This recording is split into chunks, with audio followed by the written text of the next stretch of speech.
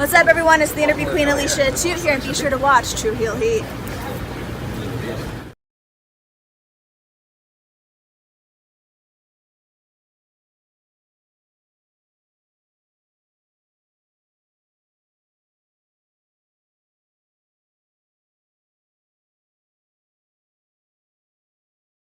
All right, hello, True Heel Heat. I'm the AEW World Champion MJF. Just in case you're deaf, dumb, blind, stupid, or since you listen to this podcast, or you're listening to True Heel Heat, and I apologize for that.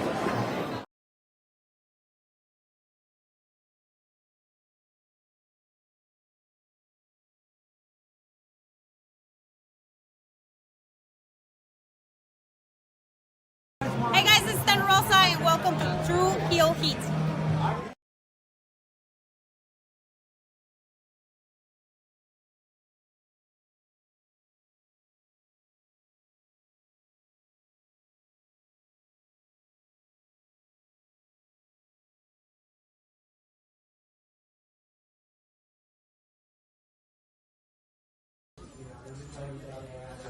This is the knockout artist, Chris Hero. And if you're looking for some true heel heat, you better listen to them boys.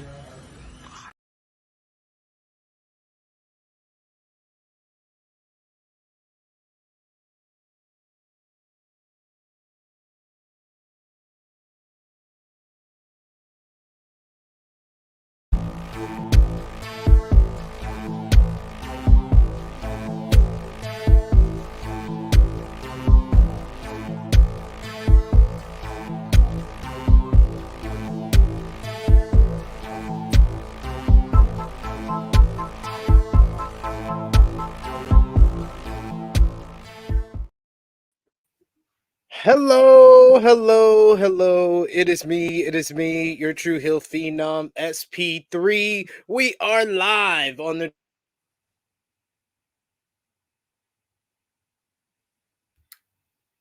NJPW in Osaka 2024 review, breaking down the show from this past weekend. And what a show it was! I am joined by my favorite NJPW fan around. You know her from Sonal's life, you know her from Ace Techers.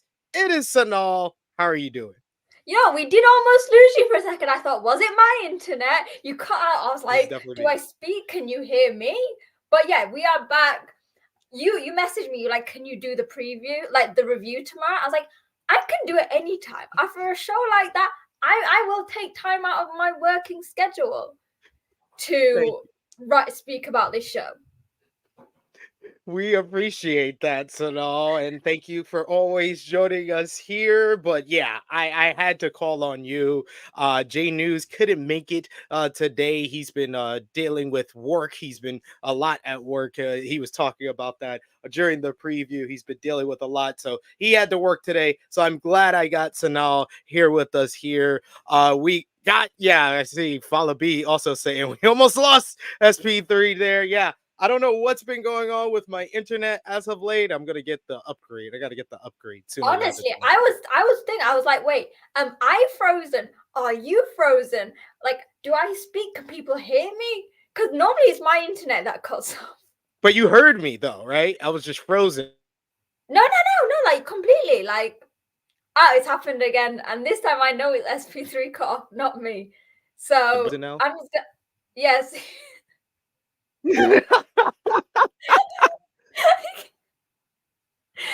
I don't know what it is. It keeps happening on Mondays. I don't know if there's like a shortage in my internet on Mondays, but it seems like on Mondays when I try to do live streams, this happens a lot. There we go. Now I know, SP3, that it's your internet. If something happens, I can like try and do something, not just like spend like 20 seconds like, wait, is it me? Am I frozen? I love it. We also got Vala B who says Sonal looks like a deer in headlights.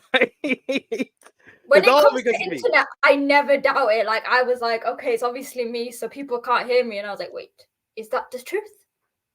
No, it is not the truth.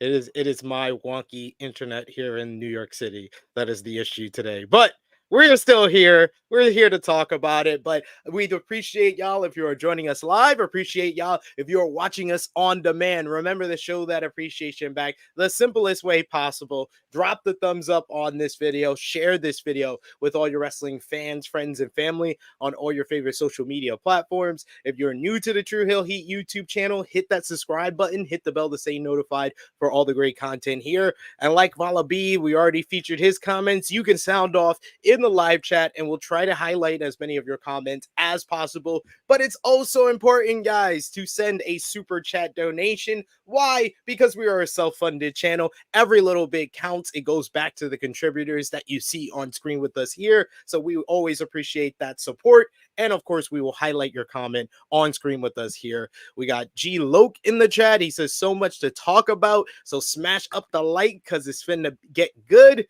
We also got Peter in the chat who says the internet is falling apart like the NJPW ring in that main event. I was scared to death. Falling apart. Shall I tell you that Bullet Club War Dogs are actually the baby faces? Because you know what they were doing? They were helping the Young Lions deconstruct the ring, so they had less to do after the show.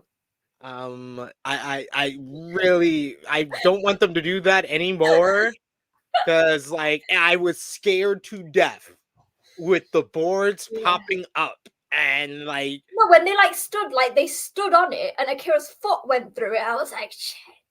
He could have taken his ankle off. Like that could have taken his ankle off. Who allowed this spot?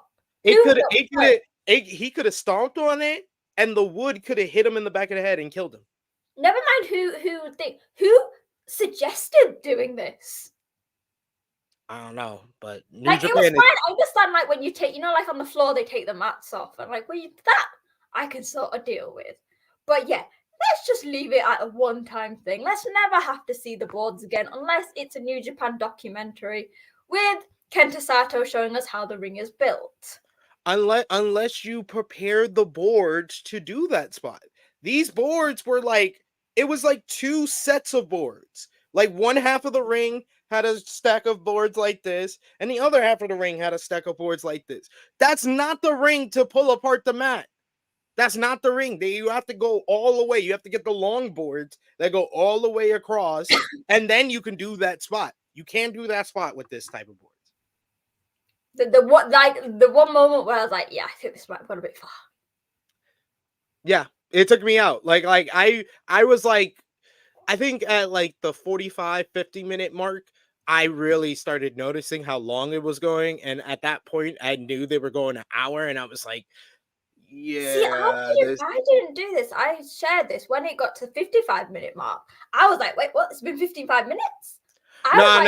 It's really, I noticed the time calls and I was like, okay, it's going to probably go an hour, but it's really good. Then the board spot, it kind of took me out, and I noticed that yeah, it was going it went pretty long at the end. But we'll talk more about that when we get to the main event. We're not going to tell you everything yet. You've got to watch the entire stream for that. Teaser. That's what we call a teaser, folks.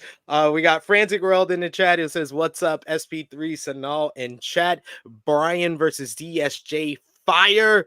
We also got Dustin who says, "Feels like we close to the season finale of the Rainmaker era of New Japan." I mean, this is something that we can discuss now before we get into the show. Yeah. But if you saw the cards being announced for the New Beginning in Sapporo, I'm sorry, I never looked at a card, Sonal, and be like, what the fuck are you doing?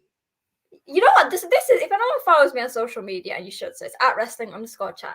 It's why I posted a comment earlier about Okada's like willingness to put over young talent, because there's been a lot of rumors going around saying that basically this tag match, specifically being lower than Tama Tonga's farewell match, that this is basically New Japan. So there's been rumors that Okada has been unwilling to put over young talent. And at first I was like, that's stupid. But looking back at everything that's happened, like makes a bit more sense.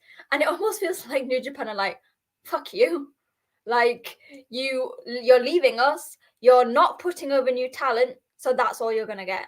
And if it's the case that Okada has been a bit of a dick like that, fair enough. Give him that shitty tag match, because you know what? Like, that's shady. because I think someone listed like the past stars. Jay put over young stars. Osprey has put over young stars. I know Okada's Okada, but if you're leaving, you should still put over young stars. Not saying it has to be like Fujita, but like I feel like this like exit is very akin to Nakamura, because Nakamura didn't put over anybody on his way out. He lost a tag match. He lost a tag match to Kenny. That was his way of heating up Kenny for we thought was going to be him losing the Intercontinental title and to then he Kenny vacated Omega. it, didn't he? But he just vacated it, and they gave him his farewell on a house show. At least with Okada, they gave him 2 farewells. They gave in him the middle of a card though. The Kurgan Hall farewell. They gave him Osaka farewell, and Sapporo, he'll get kind of a farewell, but it's like, damn. And I understand that rumor, and it does make sense, and it does add up when I talked about last year was your opportunity for New Japan. And when I look back on everything, Okada put over 3 people: Naito, Sonata, and Ospreay. Like it's 3 stars who were already established. You know what? One thing I was listening to, this was from last month, Super J-Cast's podcast about this. And I don't normally listen to podcasts because I'm like, oh, it's probably a bit biased. But this actually, they went along with all of that. Think about it. He was elevating the 6-man tag titles. He could have done that with any of the young guys. Why did he pick Tanahashi and Ishii? Fine. I get it. Chaos, like, it makes sense. But no way would Gato have said, like, or he might have, but no, so like, the best case scenario would have been Ishii, Okada, and like even a junior heavyweight. Yeah, or like a junior heavyweight, or like Shota or someone like that. I would say like Yo. Yeah, or Yo. Exactly, especially with like the junior division at the moment, that'd have been perfect. Also, isn't it a bit weird? I don't know if this happened with Nakamura, because obviously you probably have more like knowledge on this. The way it's obviously he's gone has been a lot more subdued. Like there was like the post was simple. It was pretty similar to Nakamura, like them announcing the Nakamura leaving. And that's why a lot of people kind of immediately, if they were fans back then, they were like, oh, that means Okada's going to WWE. Because if he's going to AEW, they make more of a show about it, like they just did with Ospreay. Ospreay got the whole big free agent signing with everybody. Then main event match with the he's main evented all the way through. Like he gets the announcement at Full Gear. He does the big matchup at Wrestle Kingdom, 3rd from the top. He main events Battle in the Valley. Then he's doing the main event here. Like it's constant. They constantly put him over and put him in top spots on the way out. Maybe because their exits are not similar. I think that Ospreay let them know months ago, and Okada just let them know no last month. And also Ospreay, I obviously have accepted Ospreay going because family and things, but Ospreay genuinely seems very genuine about staying with New Japan, like in some sort, whether it's the tattoos on his arm or that and you know, like some people do it and it feels very false, but Ospreay, nothing ever feels false about him.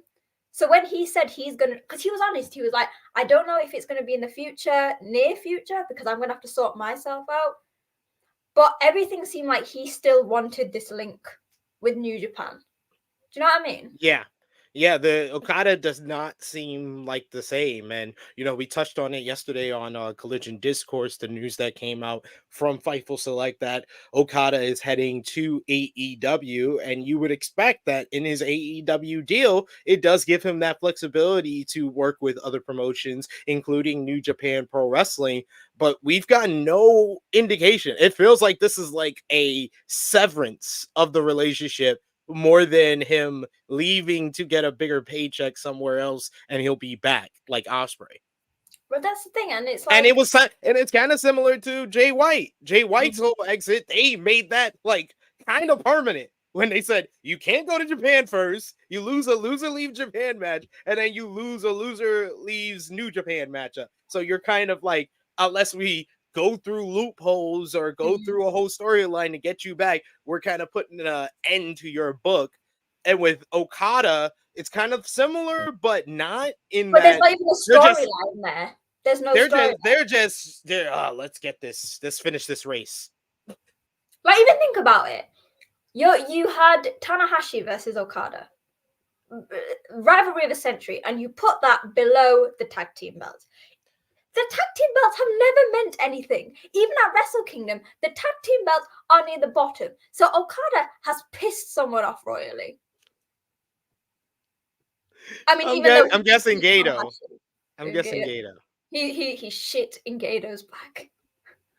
It was like, Kaito, how do I get him to make me leave? Oh, you shit in his bag. Oh, okay, cool. I'll just do that. But Thanks it's the booking has been weird. Like, I know everyone's saying, oh, but Okada beating Tanahashi is not a big thing. Yeah, that's not a thing. Like, I can understand that to like an extent. But how are you going to tell me that Okada, someone even mentioned, like, he's hardly had any really big singles matches or any really big matches at all, apart from, I guess, the one at Wrestle Kingdom. No, he's had 3 big matches since like this year started, with the Bryan match at Wrestle Kingdom, the Ospreay match at Battle in the Valley, and then this one on this show. Oh no, not like this year, but I mean, not like generally in the long term. Like, because you'd assume Okada would have sort of had an idea. Well, after the G1, the New Japan shit the bed. Like, we've been over this time and time again. They shit the bed after, and yeah, Okada was not in a singles match after the G1 last year. So it's an odd in thing New now, Japan. because at first, like, you just focus on like, oh, we're really sad Okada's leaving, but then when you think about it, and then when all these things come out, you start to think like, you kind of want to know. Yeah. Why is Ospreay, no hate to, because we're firm Ospreay supporters here.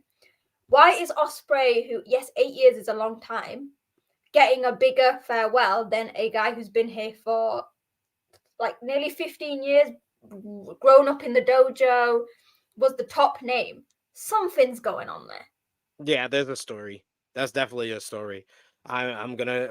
We're not gonna speculate. We're not speculating. Hey, Sean Ross Sapp, Dave Meltzer, whoever wants to do the investigating there, but there's definitely a story there of Okada's exit. There's more to the story of this, him leaving for a bigger payday at AEW, mainly because also he doesn't need the payday. We've been over this. Also, they don't need him.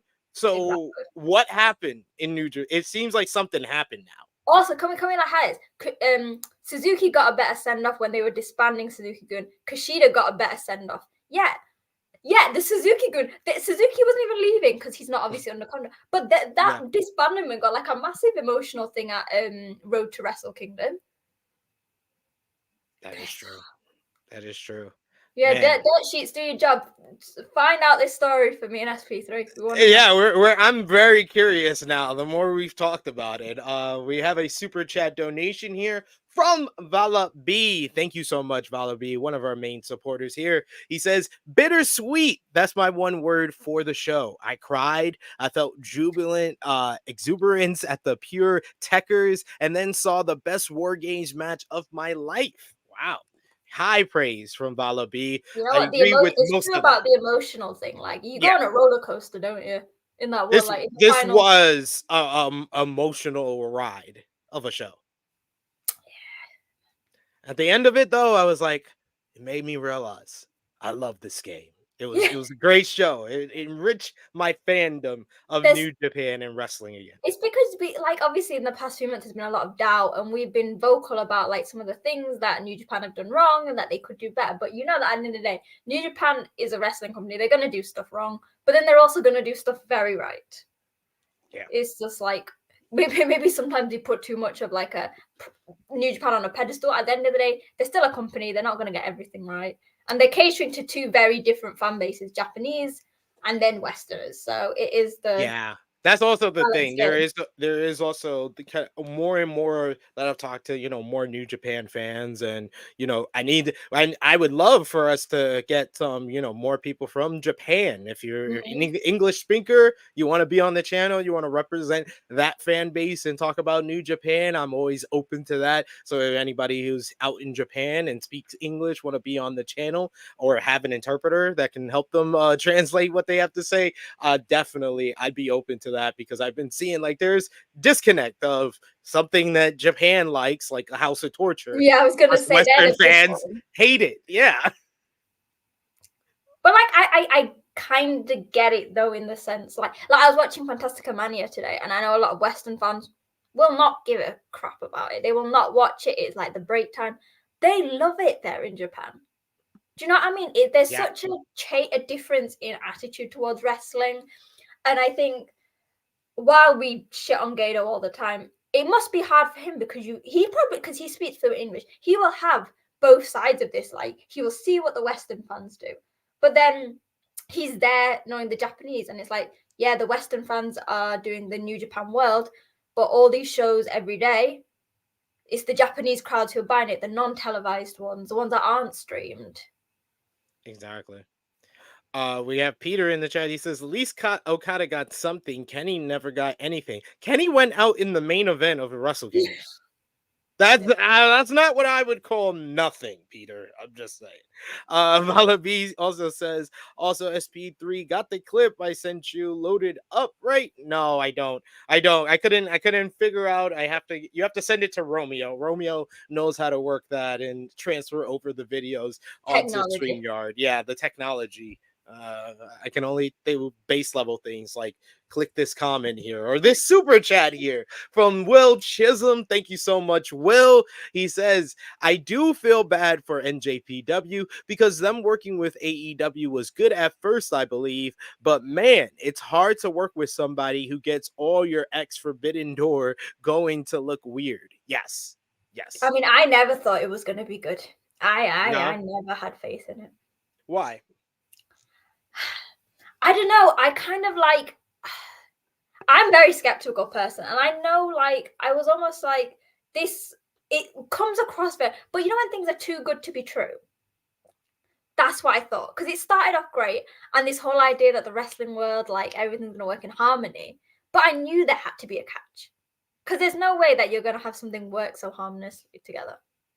I'm a proponent still of the working relationship and of what it brings to me as a viewer of both New Japan Pro Wrestling and AEW, and I think the positives outweigh the negatives, and I don't really feel like it's a negative because I am always pro the wrestlers. And this is the best thing for these wrestlers, for the Will Ospreys, for the Jay Whites, for the Kazuchika Okada. If you have an issue, because mind you, not a lot of people have talked about it because they were leaving, but it wasn't too long ago that Will Ospreay and Jay White had issues with New Japan and left the company back in the pandemic because they were stuck in hotel rooms for 9 months. The conditions were bad during the pandemic and they had to work shores and it was dangerous and they all left. Like Will was hurt. He had to relinquish the highest of highs of his career coming off a 6-star match with Shingo Takagi, left the company, left the country, had to drop the world title.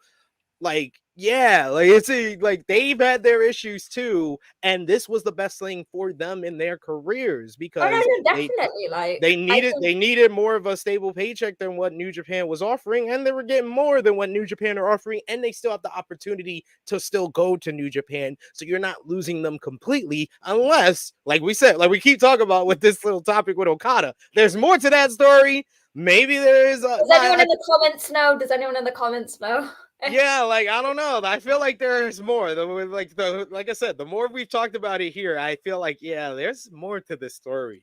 This is the thing. I literally was like, oh, this is just to be stupid. But then I listened to this Super J Cast thing. Go on their channel and listen to it because they're like that. And then when they had all these little details, some of them they were like, yeah, this is probably just like shooting the gun, like it's probably not. But then when they piece everything together, you're like, it just fits too well, doesn't it?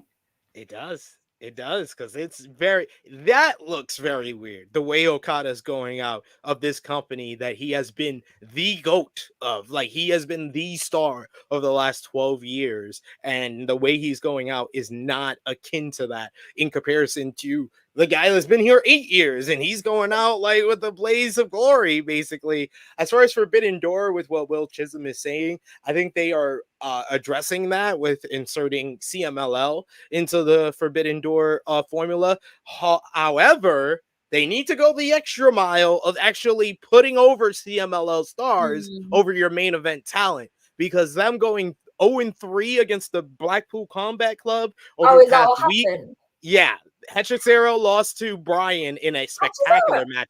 I was gonna say, like, you said you were praising him on the preview. You were saying, like, yeah, that Bryan Hechicero, and they talked about it on commentary during the Bryan and ZSJ match. That match was spectacular. I have no negatives, no notes about that one. That was fine. That was a way of Hechicero got over, but he took the loss to somebody that you're heating up for a championship match, because Bryan is going to be facing Eddie Kingston for the Continental Crown. I also think it's Bryan as well, isn't it? A huge star. Yeah. It's not like he just lost to anyone. Like, he's one of the best in the world. Yeah. The one I had an issue with was Dynamite last week when they lost the trios matchup, when it was Volador Jr., Hechicero, and Mascarera Dorado versus the Blackpool Combat Club, because Claudio was right there. I understand not putting him over Moxley. I understand not putting him over Bryan, like we said before. But Claudio's right there. They should have got the pin over Claudio. He wins with a low blow. Then they beat Claudio and John Moxley beat Star Jr. and Exponage on Collision. So it's just like, damn, they're you have established that they are a level below the Blackpool Combat Club. Which like makes sense, but if you want to push this desire to incorporate CMLL, you've got to give them something that, like, not just maybe one or two the guys look good, like give them the like official, like when you look on their cage match it says they have won. Do you know what I mean? Yeah. We got another super chat donation here from Shay Nasty. Thank you so much, Shay. I can't read it right now because my thing is frozen. Oh, do you want me to read it? Yeah, if you could read it for me. Okay. So kind of surprised Okada kind of won his final match. Then again, it's kind of hard to say him putting over Tanahashi does anything. Really intrigued to see what's going on behind the scenes. If you watched our preview, I thought that Tanahashi was going to win because champion, president. Yeah, but remember, I predicted Okada because I was like, it don't look like Okada's losing on the way out, because it's like you didn't announce anything for Sapporo, and for good reason, because people would have been upset going into Osaka if they knew his final matches in Sapporo was going to be that. So, yeah, I was like, unless they really set something up after this, he has to win for them to set anything up after this. And he, spoiler alert, he won and they didn't set up anything after it. That's the thing, like certain matches, and we'll talk about it later, we expected loads of stuff, but nothing happening was fine as well with the cage match. This one, I was literally, everything Okada did as he looked down at the lion mark, I was like, is anyone coming? As he walked up the rampway, is anyone coming? As he went through the curtain, I was like, is Kiyomiya gonna like jump out? And again, it is gonna be like a broken record. This makes me feel that Okada had something. He's like, I will do these extra shows after my contract, but this needs to be set. E.g., I do not want to be made to look weak. He's like, you got to make me look strong on the way out. I'm willing to work these shows, but I'm not losing. Well, because someone said, because I was like, it just seems weird. And someone said, but if he's going to AEW, they might put young guys over there. I was like, you're going to tell me that Tony Khan has spent all this money to get Okada. Okada has gone over, and they're going to go, in the next year or so, we'll have Okada put over young guys from New Japan. It's not going to happen. Yeah, I was like, I thought of that idea, and then I said it out loud, and I was like, yeah, that doesn't sound like it's gonna happen. No. Neither Tony Khan or Okada is gonna do that, because we know Tony Khan doesn't like to make his big stars look bad. No, not ever. We got Will Chisholm with a super chat donation. He says WWE has a bad history of when WWE got Stardom talent. I knew what was in when they had the Mae Young Classic. Tony does it with a smile on his face. Well, I mean, Tony, it's like, if these guys are going to be free agents, it's not like he's poaching them. Like the way people make it sound is like he's poaching them. And he's not doing that. I admit, I have been, that has been me. I admit. No, but I'm glad you're self-aware, because a lot of these fans are not self-aware in the terminology or the dialogue that they're using, and they're making him sound like he is like Vince McMahon. Like Vince McMahon. Well, what we found out with ECW was he wasn't really poaching them. It was more like Heyman was like, "Oh, here you go, Vince. I'll take the money." Yeah, thank you. But he was poaching talent from WCW, just like WCW was poaching talent from WWF before their contracts expired. He would talk to them about coming to WCW. That is poaching.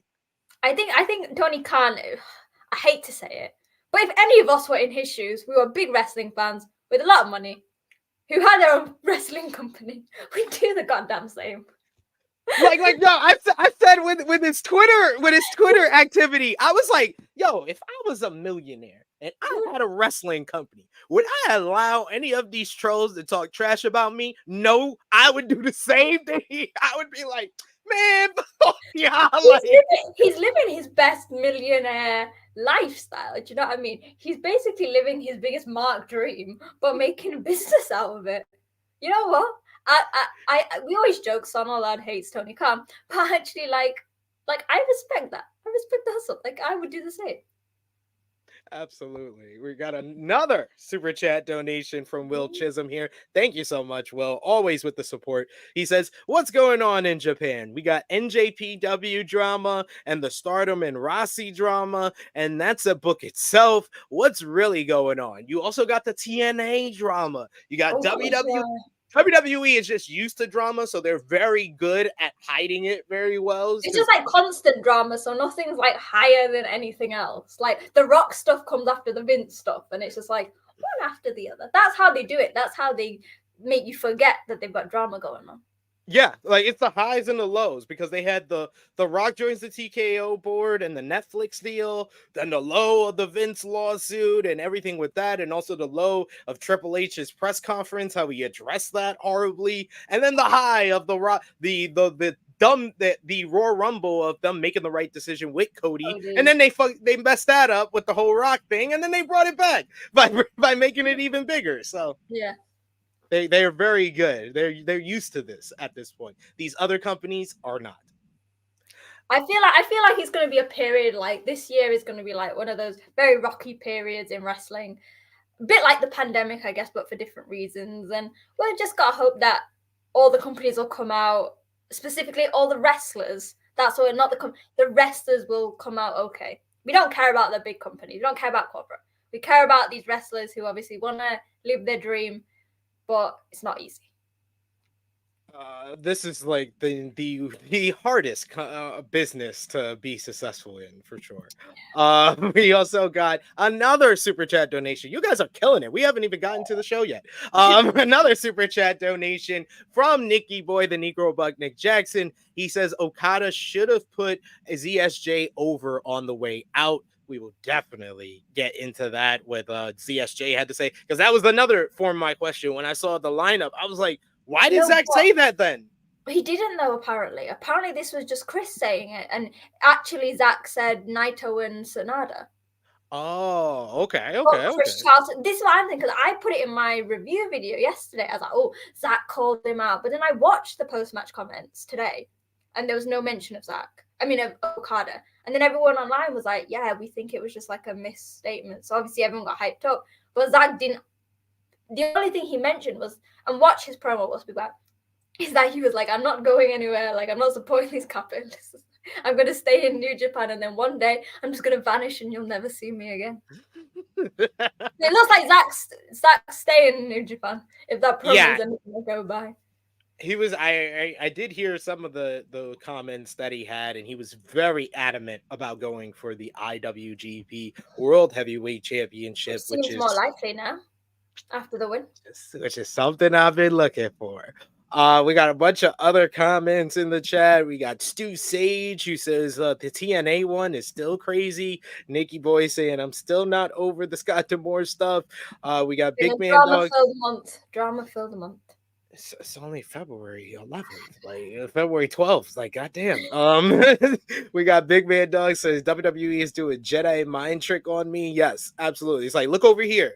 You don't notice that the house is burning down. You don't notice. Look at this. We also got Dustin who said it was a mix-up. Dustin says, I can't trust these wrestlers. I need confirmation that he is signed. What Okada? I mean, I think. Or Zack? Oh yeah, Zack. Yeah. I would like with NJPW right now. I need confirmation about the Bullet Club War Dogs. I need confirmation about Zack. I need confirmation about ELP and Hikaleo. We need confirmation. We need announcements. They you know, like how they did it with Hiromu re-signing. Can we just have an updated list of everyone who is signed and when their contracts are ending, so we can mentally prepare ourselves? Exactly, and then Fightful can update their database that they have on. Good stuff to use. All right.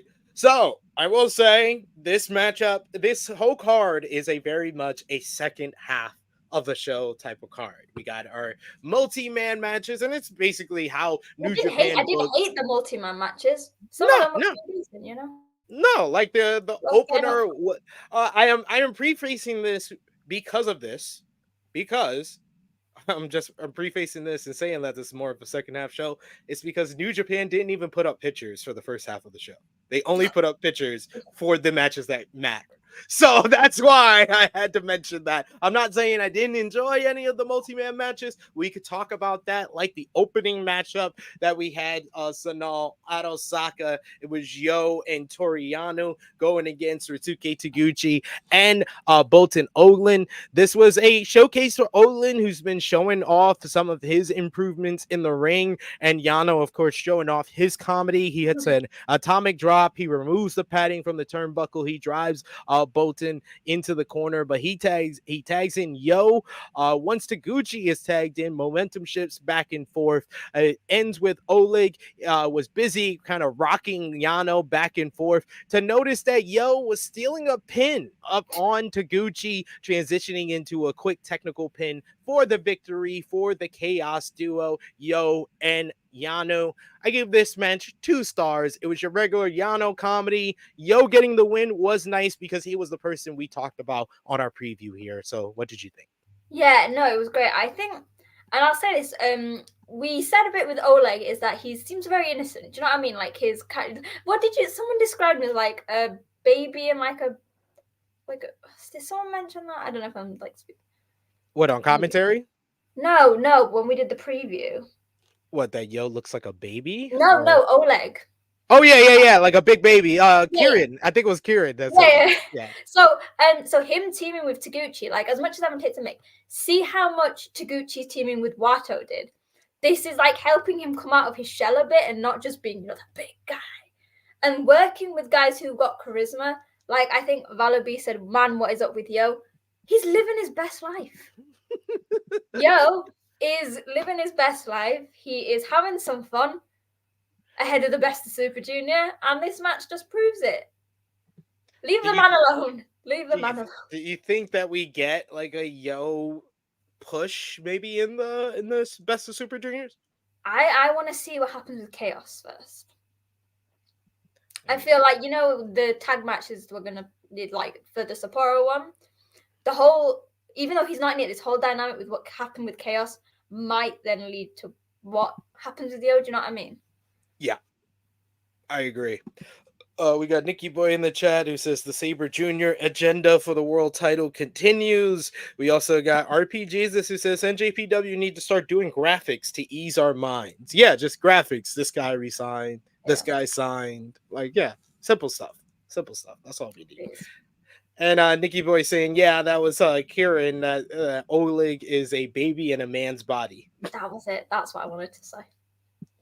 And then next up, we had another tag team match here, Sonal, as it was Bishamon, Yoshihashi, and Hiroki Goto going up against United Empire's Callum Newman and the Great Okan. Callum Newman has just improved and improved every single match I've seen him in. They call him the Prince of Peace for a reason. He lands a big kick that allows Okan to escape from a big hold from Bishamon. Okan and Yoshihashi struggled for control for a bit. Once Okan found his footing, he tags in Newman. We get a back and forth between the two teams, offense going from both ways, but once Newman was alone, he was planted with the Shoto for Bishamon to pick up the victory in this one.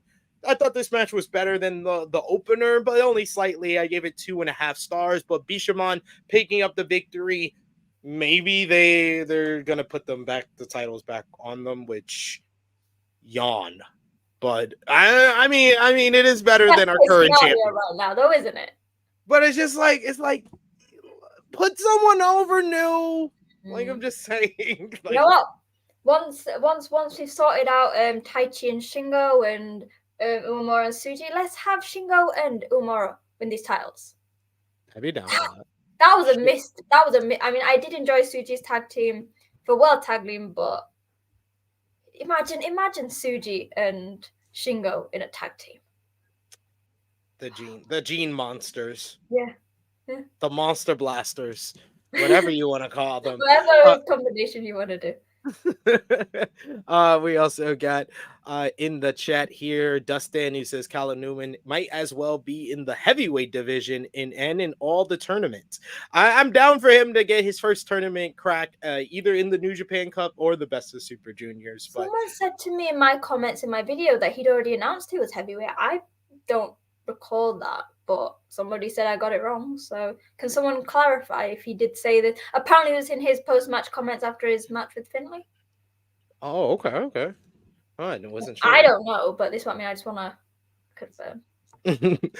We got Dustin who says SP3. Remember when Dangerous Techers versus Golden Aces for the tag titles? Pandemic time. Yes, I remember that. That was good. Dangerous Tech is the tag team that never should have split up. No, they were special. That was something special. Everyone. Next up, third match on the card was more multi-man action. This time an 8-man tag, as it was time for the House of Tortures. Evil, Ren Narita, Sho, and Yujiro Takahashi versus El Desperado, Shoto Amino, Tiger Mask, and Tomaki Homa. I like the fact that they're doing this whole Sho and El Desperado feud because it really has established that House of Torture's one rule is that if possession is 9/10 of the law and I steal something 10 out of 10 times, doesn't that mean that possession is 100% of the law? And they're just like, okay, yep, that makes sense. And they just steal belts. It's great. It's great. That should be the name now, not House of Torture. The Belt Stealers. The Belt Stealers. We get, some shenanigans. It breaks down into an actual tag team matchup where they isolate one of the baby faces in Homa for a little bit, but he tags into Shooter, who runs, he rallies, makes a comeback. Then we get all the rest of the baby faces coming in, backing up the House of Torture. With the referee distracted, though, Dick Togo distracts the referee. This allows Sho to hit low blow, and then Narita drops Tiger Mask, I believe. Yeah, Tiger Mask with his push-up bar to close, and then Sho hits his package power driver for the win to give House of Torture the win. After the matchup, House of Torture continue to attack the baby faces. Evil sprays paints an X on Shooter. We get Sho leaves with Desperado's junior belt in hand, declaring himself the new champion. And El Desperado cuts a promo on him for a bit, I think they made their Sapporo matchup or the match on the road to a junior heavyweight tag team title match now. Yeah, with a stipulation that if Sho loses, he has to join Strong Style. Oh, wow. That's awesome. So everyone's really excited because either Despy drops it to Sho, which I think people won't actually hate because Sho's not the worst member of House of Torture. He has a character to back it up. Or everyone seems to think that they're teasing the old Sho coming back, moving to Strong Style, and which, again, people will love. I'd be all for that. Please, give me all of this. Give me all of this immediately. We got Nikki Boy who says, so glad I didn't see this match. I mean, it wasn't the worst. I've worse. seen worse matches in House of Torture. It was 8 minutes. I told you guys I don't pay attention to House of Torture matches until the shenanigans happens. So I only paid attention when all the baby faces got in the ring, and I only watched 2 minutes of this match. So it was good. El Desperado looked good. His new red gear, loving it. It was good. I gave it I'll give it 2 stars. I'll give it the same level. Same level as the opener. Yep. That's nice. Guys, this is very nice for SP3 with a House of Torture match. So. Look at Alexander liked it. He said it was a cool match. To be fair, it was fine. They're better ones, Yeah, I wouldn't say cool, but I would say fine. It didn't go over the time it needed to. Didn't take up too much time, so it's fine. Yeah. The entrances Now, probably took up the same amount of time. now you always want to have, the multi-man matches that it feels like it's the perfect amount of time and it highlights all the feuds and stuff you want to highlight here. And I felt like we got that with our final multi-man matchup on this card. Just five guys versus Los Ingonables de Japón. I have seen this matchup. I'm 30 pretty times. close to 451 times. I'm pretty sure. I'm pretty sure this is the 451st time I've seen this matchup because they have kept facing each other throughout this tour and the tour before Wrestle Kingdom.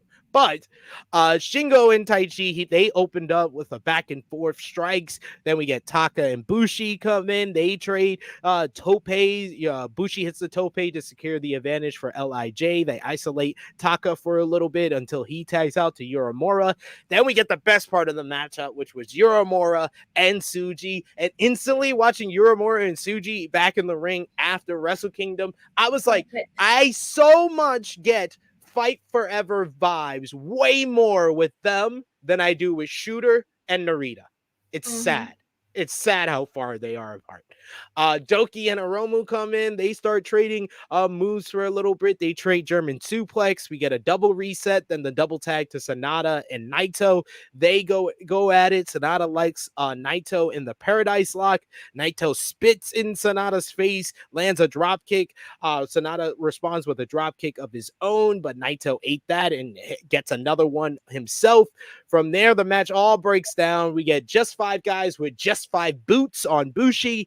LIJ hit the ring next, leading to a chaotic back and forth until Sonata locks in Skull and on Bushi. I enjoyed this one. This was an enjoyable tag team matchup, featured all of the rivalries, the singles matches that we're going to see on February 24th in Sapporo. I give this match 3.25 stars. Yeah, I mean, you said you see Tsuji and Uemura going like the long fight for everything, and yeah, I mean, I don't know whether it's because they're older, and I feel like oddly enough, out of the four young lions, have done the best in terms of like finding their identity out of their excursion compared to Shota and Narita, and like whether it's their styles are more like cemented as their own. But I really feel like this could be like a Tanahashi and Okada. But obviously, like, because I'm trying to think of a really good one, like, of two, like, the same age, same dojo. Can you think of anyone?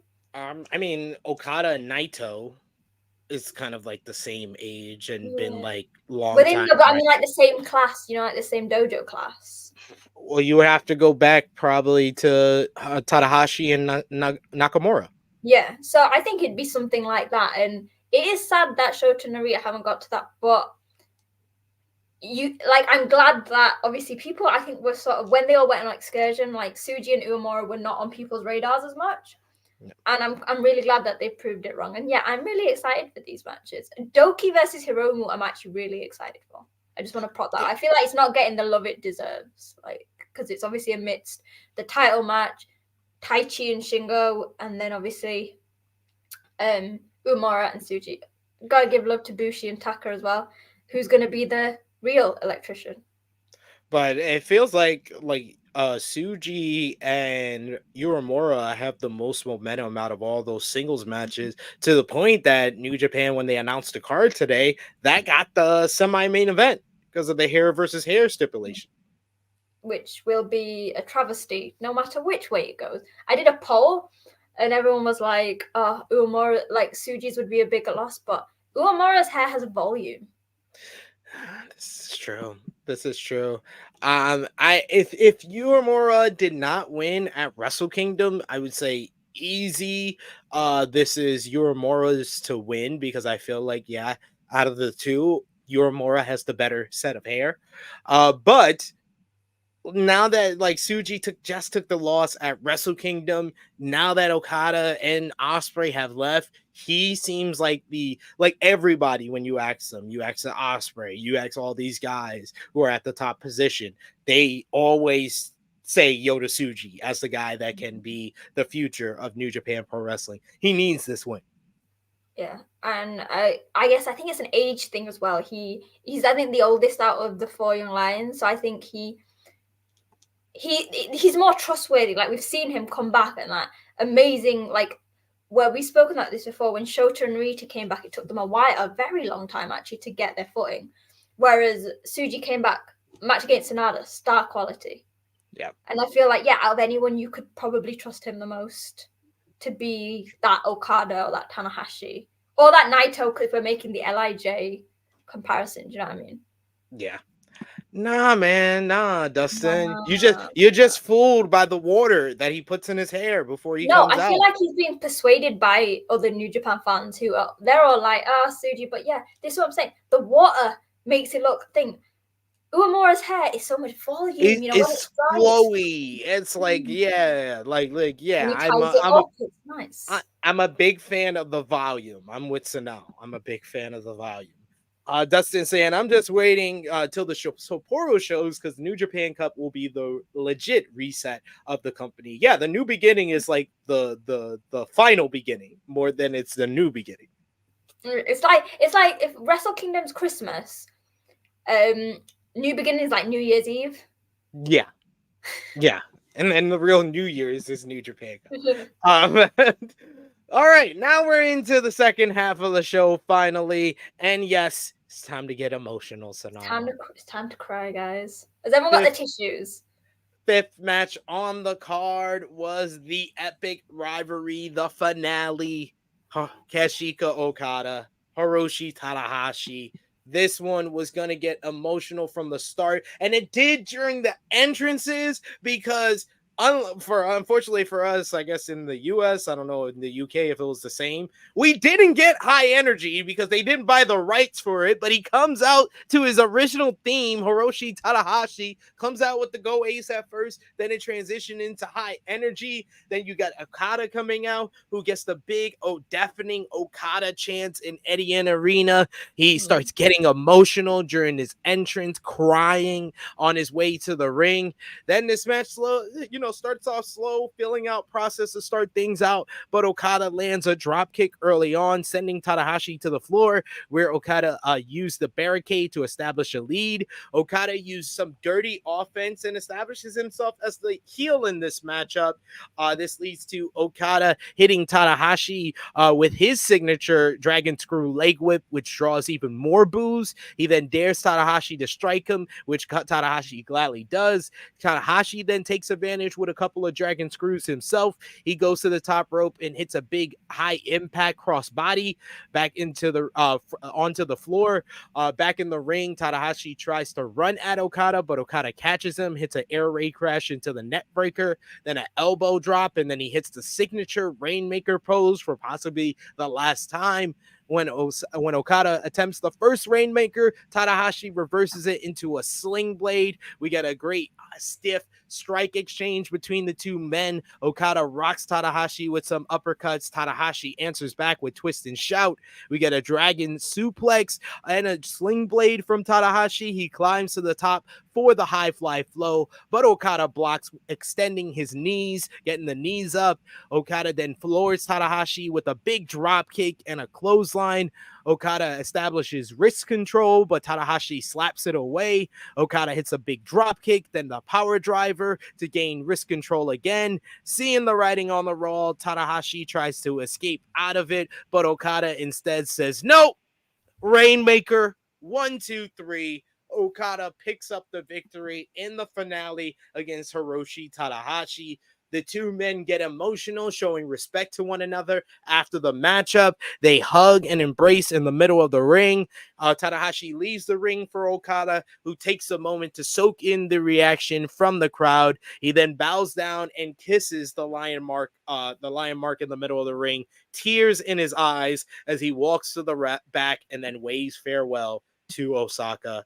What an emotional moment. I had tears in my eyes by like the entrance, but a great match where they just played the greatest hits, and it's Okada and Tanahashi. So even at like a little bit like 10% less speed than they usually do, it's still always going to be a great match. So I gave the match 4 stars, and basically based on emotion alone, it gets 4 stars. What did you think about this match here? I mean, it does continue to hurt me seeing Tanahashi's knees when he runs. That like I love Tanahashi. Like, I've met him. He's like nice. Even after me, it was kind of pain. But you're right. It's for this was never meant to be a match that was like 6 stars for wrestling. This was always meant to be the storytelling, the emotion, like the fact that even like halfway through, it's like the crowds were booing Okada, and then they went, "Oh wait, it's his last match. Now we need to swap back." And Tanahashi doing the high fly flow out of the ring. He shouldn't have done. He shouldn't have done it. But it was, again, it was. If you're gonna do it for Okada's your final match with Okada. Yeah, you only got a few of those left, so yeah. So yeah, I was really emotional, and then obviously they were both crying at the end, and then he just looked at the lion mark, and it's like this almost feels like this is a match that should have been a main event if all this drama we think is going on didn't occur. Do you know what I mean? Like the end of the show should have been him doing a promo, then looking down at the lion mark, and then walking out.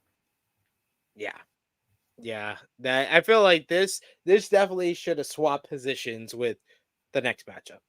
I'm like there's no question there in my eyes. Because I think that the thing we needed after this emotional thing was like a great matchup, and they had the long video package. It's not just great; it was phenomenal. Yes, a phenomenal matchup after this. But instead, I got to take a nap before the double main event. I mean, I did watch the matchups. I'm not gonna front. I have to because I do this for y'all. Please send a super chat donation. Also, the time I spent. No, we do it for our guys God. You know, we do it for ELP and Hikaleo, who again you can check out both our channels. We've done interviews with them before Wrestle Kingdom. Love you, Hikaleo. Love you, El Fantasmo. El Fantasmo, I gotta get you some coquito the next time I see you. But when we did our interview, I taught him some hearts, and he's been doing them on the way to the ring, and I'm like, I taught him like a really cute one, but he obviously made it El Fantasmo, and I'm like, I don't mind. You can adapt it any way you want. You could still do it. You could still. Yeah, and the Frantic World saying you could tell that Okada loves New Japan. Yeah, it just seems like New Japan don't love him back. Or he's done something to make them. It's like you don't want a job for anybody. We're gonna treat you like shit on your way out. Or he loves New Japan in like a sentimental, like I never have to see you again, so I'm just gonna, like when you get emotional and you're breaking up with somebody, but you gotta break up with them. And like in a week you'll be fine. But like at the time it's gonna be emotional. He's gonna be so numb in Sapporo. He's gonna be like, I let out all my emotion in Osaka. Dustin saying Gato has to be bipolar or something. He gave us an emotional match that gave us this waste of time and oxygen. Jesus. Jesus. Don't say that about ELP and Hikaleo. We got Alexander says the right thing to happen next was to Okada defeat Gunther for the IC title, but I doubt about that. I didn't see that happening, and definitely don't see it happening now, Alexander. Wishful thinking. We can all have wishful thinking. You can. And we got Big Man Dogs. He says, I don't know why, but I was convinced that Kenta and Chase were winning. That's on me. That's all y'all fault that joked about this shit. But let's talk about it very quickly, very briefly. IWGP World Tag Team titles up for grabs as Gorillas of Destiny, El Fantasmo, and Hikuleo defending against the Bullet Club's Kenta and Chase Owens. Kenta and ELP opened the matchup, but it didn't take long for things to break down. All 4 men getting into the ring. Later on in the matchup, we get Kenta. He hits the ring to steal the lead from GOD. Bullet Club works over and isolates ELP for a while until he sneaks a tag to Hikuleo. Hikuleo runs wild for a while. Him and ELP team up. They hit their big Thunder Kiss finisher, but Owens is able to save the matchup by pulling the referee out of the ring to the floor. This gives Taiji Ishimori. God damn it. I thought you were gone. Taiji Ishimori, that gives him time to hit the ring with the IWGP Tag Team title. He blasts ELP with it. He blasts Hikuleo with it. Then Chase Owens throws the referee into the ring. Kenta gets the cover. 1, 2, 3. Kenta and Chase Owens, your new IWGP Tag Team Champions. This is not our fault, SP3. This is Taiji Ishimori's fault. We should have literally just given him the King of Pro Wrestling title. Like, I think SP3 is frozen. No, I'm I thought you were frozen. I'm just dead. I'm just dead on the inside, having to remind myself about that matchup and this result that no one wanted. Nobody in the year of our Lord 2024 wants to see Kenta, Kenta went from freaking New Japan at its height in 2018 to fucking Jinder Mahal in 2018. Is he still the Defy champion? No, I think he lost it. Okay. It's so bad. Why did they do this? Hikuleo and ELP didn't even have an opportunity. Can I just say, if they were gonna have them lose the belts, have them lose the strong belts. Not the IWGP belts, not as the 100th IWGP after the lineage it has had with, we've said this, Bishamon, Aussie Open, go back like Dangerous Techers, GOD. It's a belt with so much lineage, and it has been getting back to where it needs to be. And here we are. Guys. I thought it was gonna be a nice little went from that Dangerous Techers era in the pandemic to the Bishamon era over the last 2-3 years to GOD to ELP and Hikuleo. This tag team that just gained chemistry together, gained popularity together. You could have them get some good victories, and then when you had a heel tag team that you can get in there and that can beat them, then you make them drop the IWGP tag team titles. But you did this whole weird thing. Defense. Huh? This is their first defense of the IWGP tag team titles. They did double matches with this team and didn't produce one good match. I gave this match a 1.75 stars. I'm generous. SP3 didn't like it when House of Torture got higher. Yes. I like the House of Torture match more. My problem comes is that it's the same Bullet Club shit of the interference from Ishimori. Like, you didn't need it. You didn't need them to lose it. Because I can't keep emphasizing how good Hikuleo has become in this tag team. How important this tag team has been for both of them. How loved they are in Japan. How loved they are by Western fans. So why go and kill it? Unless Gato, you better have something good for ELP and Hikuleo. I swear to God. You know what I thought the unless was? What? They didn't resign. But then the strong belts. I guess they're gonna work through April. Could be with Tama.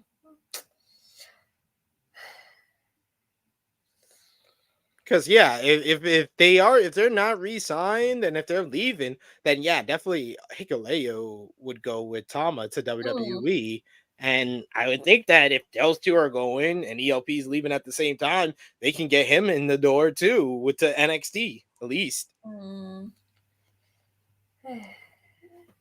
Not something I want to see. No, not like jinxing this, but it makes sense. And I know when I spoke to ELP, he said that he couldn't do Japan forever. And again, that's like most Gaikokujin. But when I spoke to him, it didn't feel like that was anytime soon. Yeah, they did establish that they they were at that re-sign period, that they were going to be free agents at the end of January, and they would have to make some decisions, and New Japan would have to make some decisions. But the lack of information after it's been established that all these people are going to not have contracts, and the lack of word of a lot of these guys that need to be re-signed, not re-signing, is concerning.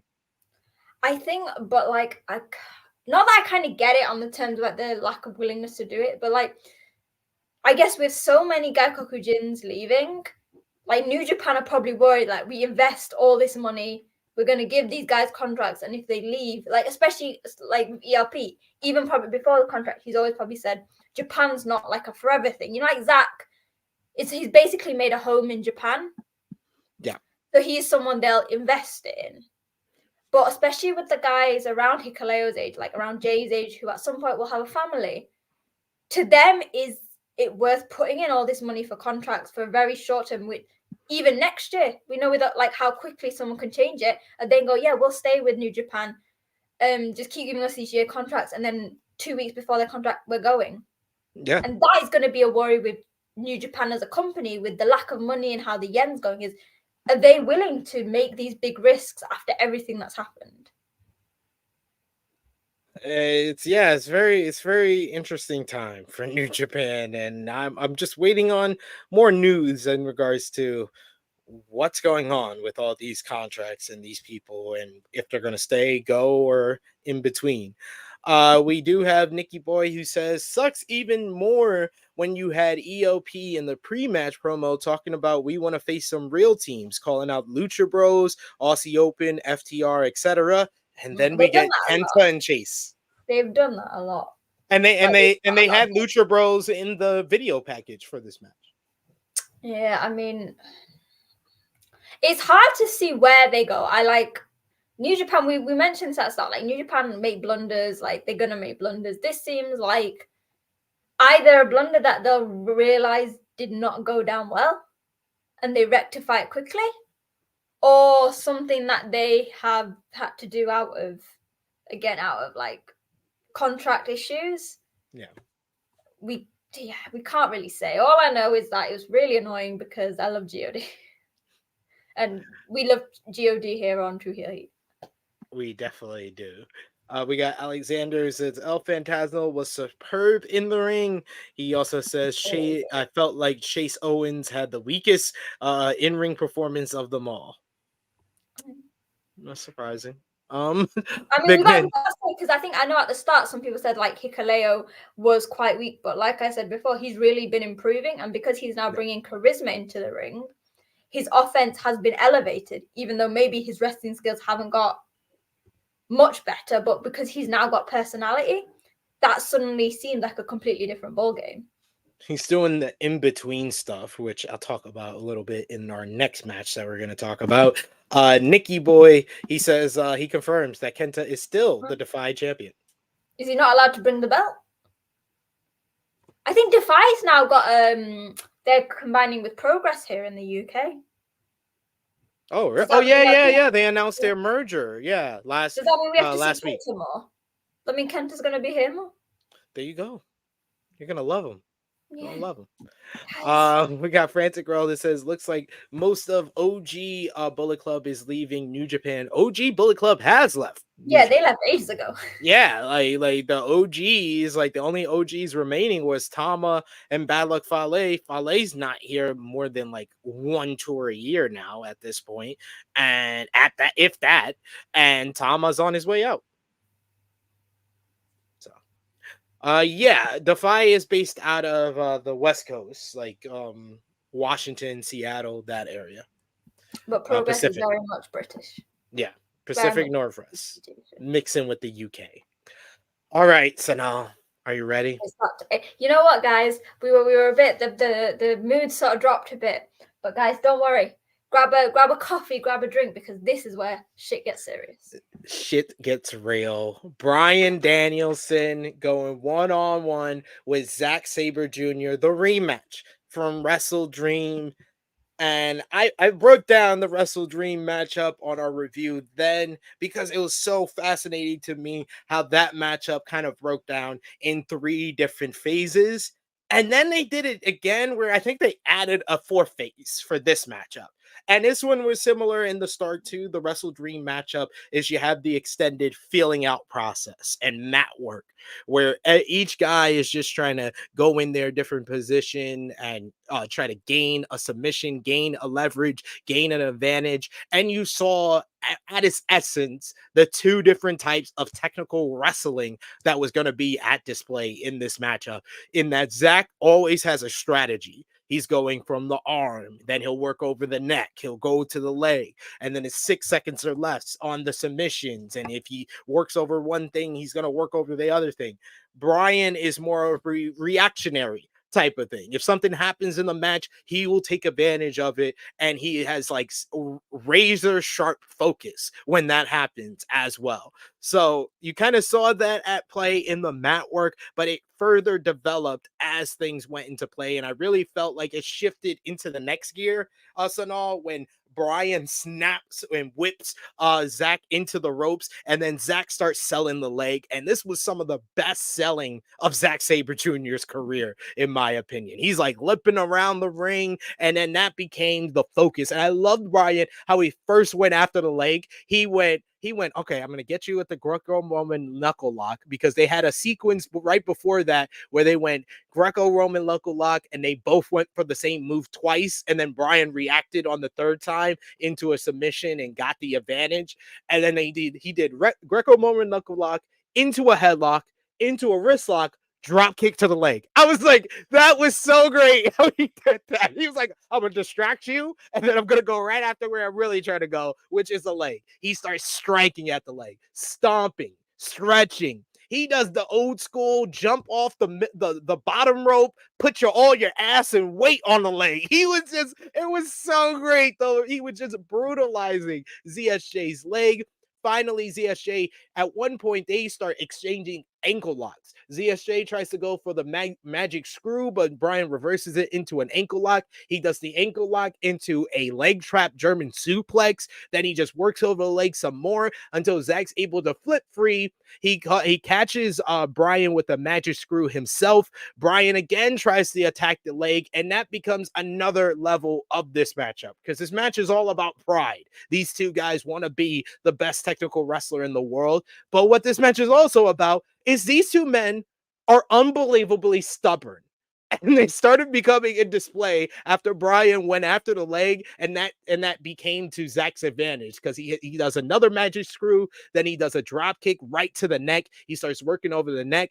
Bryan forces DSJ into the corner, where he lands our first big strikes of the matchup, big European uppercut. Then he does a dragon screw leg whip. ZSJ responds with a cobra twist. The pair then worked their way onto the mat, where they fought for control. ZSJ landed a handful of strikes, but Danielson responded with a mouthful of spit. They get into a leg lock submission, where both guys are going from like heel hook, knee bar, heel hook, knee bar, like right to each other, like responding to one another. Then they just start slapping one another. Bryan then spits in his face, then a nasty kick to the ear. ZSJ's like, nah, you ain't gonna do that to me. He starts kicking Danielson back. The pair start rolling to the edge of the apron, where they continue striking until Bryan kind of snaps back on the leg and the bad leg, and ZSJ falls to the apron, which is in fact, after 45 minutes between their last two matches, that was the first time anybody went to the floor, Sonal. That was the first time anyone went to the floor in their last two matches. Bryan does a leaping knee off the apron, back in the ring. Bryan goes to leap off the top rope, but Zack catches him. He stretches Bryan with a variety of holds, forcing Danielson to escape to the bottom rope. He gets him in like the Clarky, what is it? The snarky cat is what he calls the submission that Bryan did to Okada back at Forbidden Door, which both men applied to one another. Bryan gets him with the going after the leg at one point until Zack has to make it to the ropes. Late in the match, both men begin trading stiff strikes in the center of the ring. We get a slap to the chest, sends Zack crumbling. A kick to the head reestablishes control for Danielson. Danielson leaps on Zack's leg before climbing to the top rope, but ZSJ catches him, but Bryan eventually reverses that to a big back suplex for a near fall. Zack catches Bryan after a missed roundhouse kick into a Zack driver, which was the best near fall of the matchup. At this point, the crowd is on fire. They have chanted, "This is awesome," in English. They got Japanese crowd to chant "This is awesome" in English. I was just blown away at this point. Zack starts hammering down Danielson. He applies a triangle choke, slips the hold. Bryan slips the hold. He floors ZSJ with some forearms. Once ZSJ falls flat, Bryan transitions to some stomps to the head. He forces ZSJ to the ropes when he gets the Clarky cat. Then Danielson turns ZSJ's kicks into the chest, and then ZSJ powers to his feet, leading to a slick little back and forth grappling sequence and trading of near falls. Danielson lands the knee strike, but he goes for a second one. ZSJ is able to avoid it. They trade near fall attempts until ZSJ gets a technical pin finally for the 1-2-3.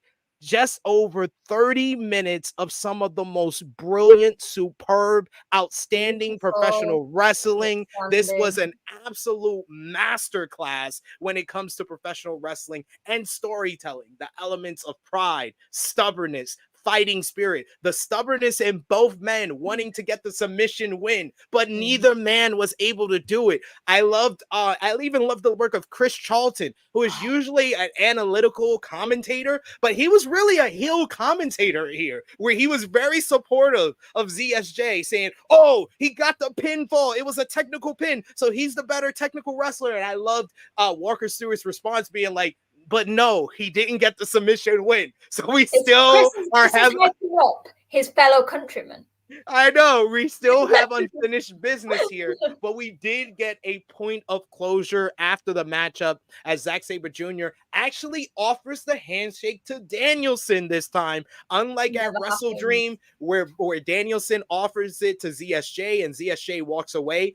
Bryan initially steps away. It looks like he's going to turn him down, but he turns around, shakes his hand. ZSJ gestures for a missing belt around his waist, and he calls for the winner of Sonata and Naito.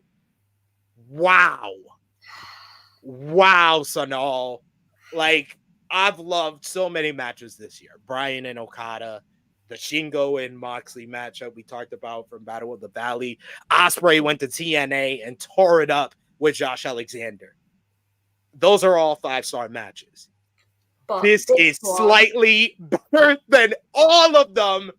This is 5-star plus. I would keep it at that. I would give my firm rating, whether it's 5-star plus or 6 stars. This might be 6 stars because this was otherworldly technical wrestling. You got to learn that technical wrestling doesn't have to be your surface level, just doing mat wrestling, going for submission holds. It can be reactionary. It can be strategy based. It can be scientific. It can be brutal. And it was all of that in this one match, 33 plus minutes of two of the greatest to ever do it, showing you two different ways to do it, adding the story to it with a hot crowd that learned English watching this matchup. This matchup is next fucking level. I cannot wax lyrically enough about what this match is. It is a special and magical matchup to watch, and I've watched it twice, and each time I gained something new from it. So now,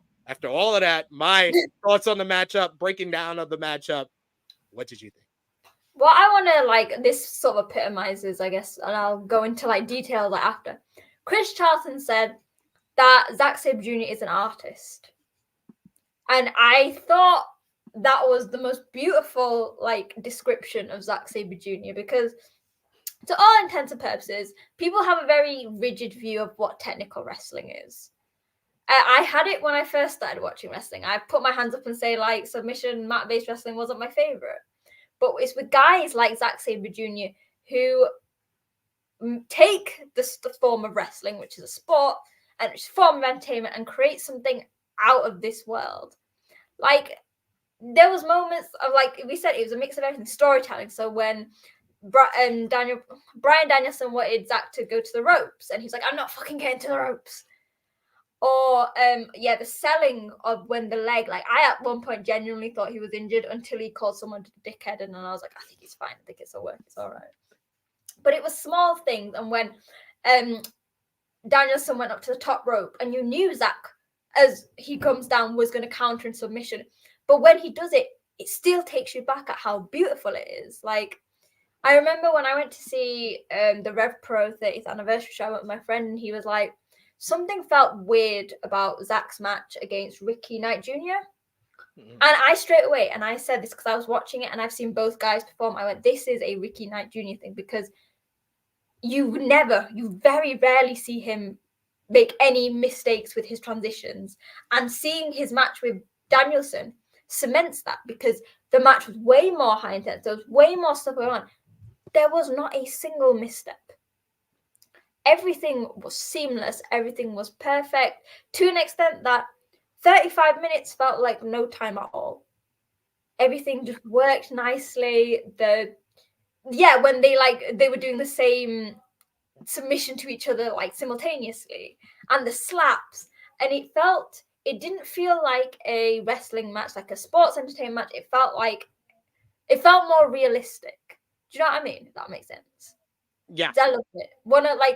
I put it as one of the best of the year. One of my favorite matches I've watched. Yes. Like, just phenomenal. I've said it once, I'll say it 1,000 times. Bryan Danielson is my favorite, and in my opinion, the greatest professional wrestler I've ever seen. And this might be his magnum opus. This might be the best Bryan matchup. It's right up there with his 30-minute classic at Grand Slam against Kenny Omega, his 60-minute classic with Hangman Adam Page, his great Ring of Honor matches with Morishima, Kenta, Nigel McGuinness, his WWE matches with Triple H and Randy Orton and Batista and all these guys. Like, Bryan is a special performer, but this was like Zack stepping up to the occasion. And like I said last year, at the end of the year, in the month of October, he had back-to-back the best matches of his career with the Royal Quest match against Ospreay one week. Amazing. And the Wrestle Dream matchup with Bryan. This match is better than both of those matches. It's one of his best, like you said with Danielson. It's one of Zack's best, because there's along, like, Zack is always, like I say, he's flawless when he wrestles, but it was the story behind it. It was the lead up. Like, if you haven't watched it, guys, that his post, like, you don't even have to watch the matches. His post-match comments throughout the Road 2 shows, just little things that he said, like something about like clams or something, and like just the small things, is you could see how much this meant. Even in the post-match comments, everything that he was like, Zack doesn't praise people.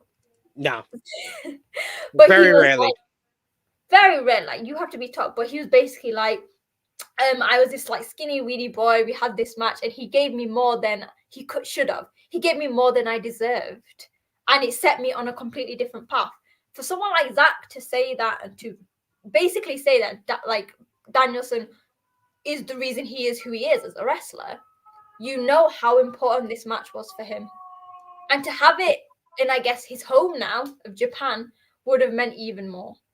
Oh, absolutely. And, you know, we got to address the post-match comments, like you mentioned there, from Zack, who, you know, showed respect to Bryan. He also made it clear his goal is to become the next IWGP World Heavyweight Champion, regardless of who's the champion coming out of Sapporo. He made that crystal clear. He's now, Bryan, in his post-match comments, called Zack the best technical wrestler in the world now. He's given up the crown to Zack, but he also says that it's still not over between them, because there was no submission. He didn't make me tap out. I didn't make him tap out. He wants best 2 out of 3 falls. And he says, I've beaten him in AEW. He's beaten me in New Japan. We need neutral ground. He doesn't want it to be in America. He doesn't want to be in Japan. All I know is that small little island. No, neutral ground would be a joint promotional show. And Forbidden Door last year was not in America. It wasn't in Japan. Canada, wasn't it? It was in Toronto. And that was one of the best crowds ever for an AEW show. So I wouldn't mind. I know they're doing a Canadian tour that spring, but I don't know if there will be, you know, they're going back to Toronto. But I mean, that would check all the boxes. If they did go back to Toronto, it would check all the boxes for what Bryan is saying here. And in my eyes, the only thing left for them to do, 2 times they stole the show. Wrestle Dream, this card. The only thing they haven't done yet is headline the show. And that should be the headliner for Forbidden Door. If that's or they could come to the UK, but come to Manchester. Zack Sabre. I knew you were gonna try to work that. I'm politicking for this. Come to Manchester. We have some great venues for wrestling. Come, we will welcome you. We're a socialist city. Always Labour. Zack is the vegan socialist Hydra. The perfect place. We have great vegan places. Well, there you go.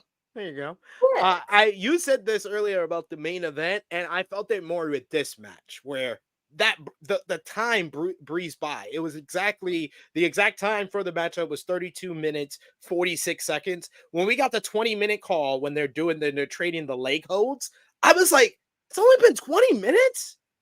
I did not realize it just flew by this entire matchup. When we got the 30-minute call, I was like, wow, they've done 10 more minutes than what they did at Wrestle Dream. This is something ridiculous. It felt like no time at all. It felt like a 5-minute bout. I could have easily taken. I could have taken more time, but I feel like this was the right amount of time. Yeah. I think SP3 will bring it up for him in the next match.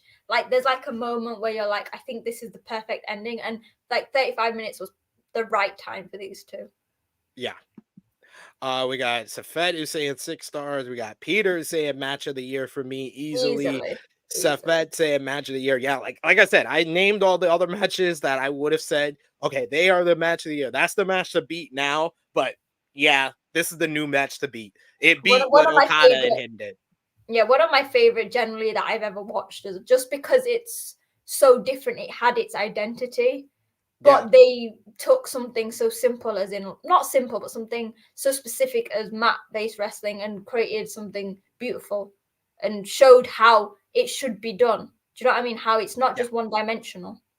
Yeah, I feel like this is like a generational type matchup that you might see people kind of be inspired by, because you got so much different technical. You got King of Sports in the middle, you're in the first exchange before the whip into the ropes where Zack injures his leg. They did a whole King of Sports exchange where they did the cross arm submission, and then Zack did the King of Sports, escaped and kicked Bryan in the ass.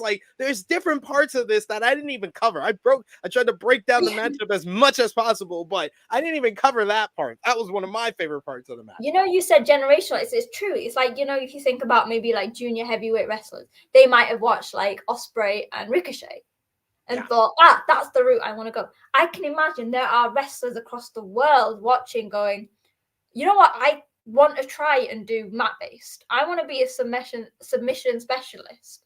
And who knows, while after that era, it was very much like the high-flying Super Juniors, which obviously has changed now. It's much different. We might see a return of a lot more guys who are on this mat base, which would be great. It'd be very great. Yeah.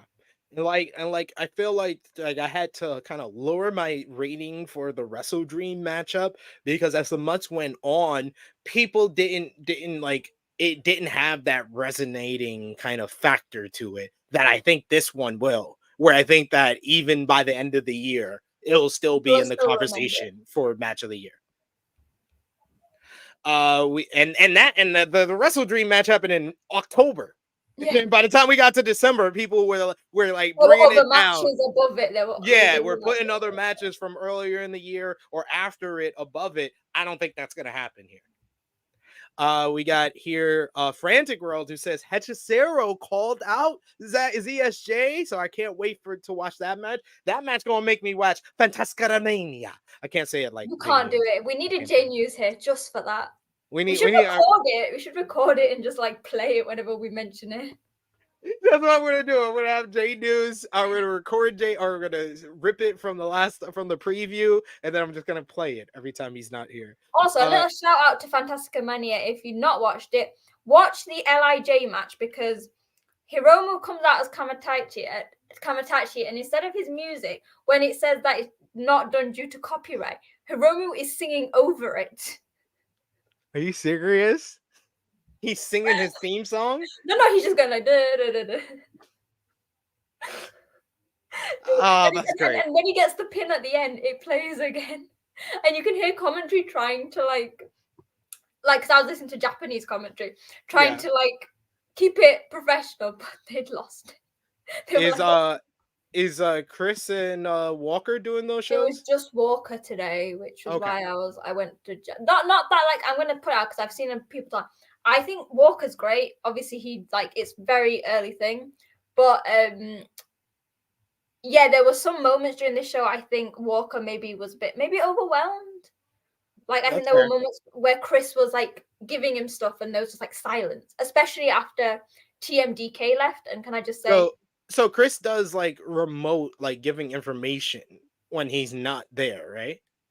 He does it on Twitter, so he was live tweeting during it. I want to give a shout out to Shane and Mikey for their commentary, and including the classic. Oh yes, they made me get through those opening tag matches. Shane and Mikey. Touch tips with Hiroki Goto.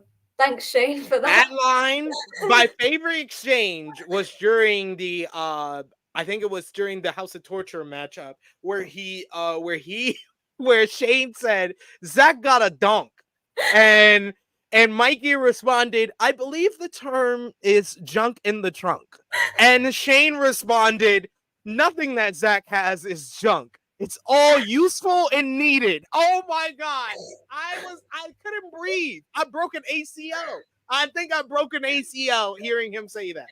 It's like it's like at one moment, and it was like because the relationship between Mikey Nichols and Shane Haste is like Shane is the overexcited kid, and Mikey's trying to calm him down. At one point, Shane was saying something, and Mikey's like, "Do you not watch the damn project, the damn program? Do you not watch what you're involved in?" And it was just so funny. Like I normally was like, I'm going to listen to Japanese commentary for the opening matches because I feel like there's not like I won't need the translations. But then someone said TMDK went on. I clicked onto English quicker than you could say TMDK and it was worth it. It was definitely. We got Stu Sage in the chat who says, "Come on, Bryan, submission match, not 2 out of 3 falls. I think they do it in that first 2 falls are won by pinfall, and then the final fall." They're gonna be 2 stubborn bastards again, and they're gonna be like, this match is not ending until one of us submits the other. Mm-hmm. That's very true. We got King Potato who says Toronto is a great wrestling city. That is no doubts about that. Nikki Boy says makes sense too, since they were originally supposed to wrestle each other on the first Forbidden Door. That's right. That would be that. Yeah. Now you got me. I'm fully into this idea now. I'm sold because I didn't even realize that connection as well, is that this was the original Forbidden Door match. So yeah, that needs to be the main event, Forbidden Door 3. Power Driver Finisher saying, I was cooking while watching this, so it felt pretty long because I started eating what I cooked, and this match still wasn't done. I mean, if you do it by that time limit, it will feel quite long. Yeah, and that was me, Big Man Dogs. He says, yeah, this match didn't have a moment where I checked the clock to see how long it had been. Yeah, I didn't. I was fully invested into everything going on, and the crowd was reacting audibly to submission counters, to counters on the mat. That was fascinating to watch as well. Because this is usually a crowd that gets like the hard-hitting, blistering, strong style matches. So to see them that into technical wrestling and transitions was amazing. Also, if you think about a lot of the people on the floor probably wouldn't have been able to see, like, take it from someone like I was at Royal Quest 1 on the floor when it was Tanner versus Zack, and I had to rewatch it because I couldn't see it. But you can even tell that the atmosphere around, for those who could see it, was enough to get everyone hyped. Yeah. We got Nikki Boy who says TMDK are the best. I love them so much. So great. But yes, and we also got Nikki Boy. He says hearing a "This is awesome" chant from a Japanese crowd definitely wasn't on my bingo card. And Fight Forever. I think Osaka, out of all of them, I think it's more reasonable that it happened there, because I think I've heard chants before from Osaka crowds. But yeah, still a massively shocking thing from like a Japanese crowd in general. Yeah, and to be fair, Osaka is usually the one that like sets the standard as far as like doing unique stuff. They were the first crowd that cheered Naito when he turned heel. So like yeah, they're just known for that. But yes, there's one last match for us to break down here, From and the technical prowess to the downright mental. outrageous. There's far too much for me to go over with this one, so I'll try my best. It was Bullet Club War Dogs, Alice Coughlin, Clark Connors, David Finlay, Drilla Maloney, and Gabe Kidd versus United Empire, Francisco Akira, Hanare, Jeff Cobb, TJP, and Will Ospreay. The Ospreay entrance, fabulous. It was so great. It felt so emotional with the crowd singing "Ospreay, Ospreay." I had tears in my eyes again. I was like, "Oh man, this is a moment right here. This is special. This is special." So we get basically it's war game styles with the extended break in between, and the style of cage wasn't really like the traditional very tall steel cage. It was one that circled the ring, similar to the 2006 Cage of Death, leaving a lot of room for everyone to fight on the floor. We get the two leaders of the groups to start things off, Ospreay and Finlay, who open for their teams. Ospreay gets on the mic before the bell and axes Finlay for an extended opening period. Finlay had the rules set at 2 minutes for them to battle before the first member of the Bullet Club War Dogs came out. So Ospreay asked for 10. Finlay compromised and gave him 5. They battled at it for a little bit until Drilla Maloney came in. But Drilla Maloney did not come alone. He comes out with a lifeless Callum Newman to the cage. He handcuffs Newman to the cage wall. Drilla came out looking like he was Sylvester Stallone, as he had artillery, which was multiple forks. The War Dogs took advantage of this, attacking Ospreay with the 2-on-1 advantage. Then we get a Hanare coming out. He comes out for the help next. Clark Connors then comes out. He comes out with a barbed wire loaded fist. TJP comes out. I was very disappointed at first. TJP did not have the Aswang, but more on that in a bit. TJP lets his force be known. Coughlin then comes in. He's carrying 10 chairs on his arm each, which was hilarious. No, I thought it was a cape. I 10 out of 10 thought he was wearing like a robe or something when he came out. It did look like a cape a little bit. Then we get Akira coming in. He comes in through the crowd. He leaps off the cage. I knew Akira would be the one to leap off the cage. Leaps from the top of the cage onto the War Dogs, who were caught off guard. He ran the gauntlet until Connors landed a spear, driving him through a table.